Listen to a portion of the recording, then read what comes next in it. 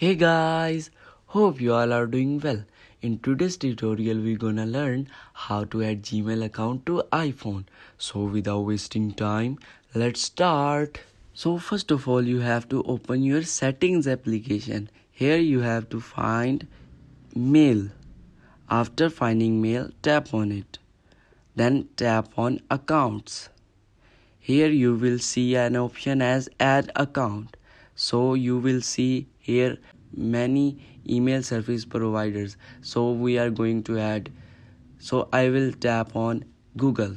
Here I will see sign in option, and now I have to sign in my Google account.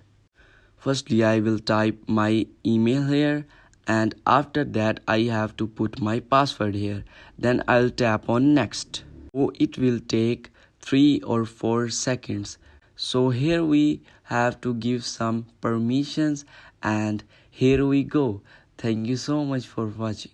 So that's how you will add your Gmail account on your iPhone. So thank you so much for watching, and don't forget to subscribe for further cool tutorials. So bye bye.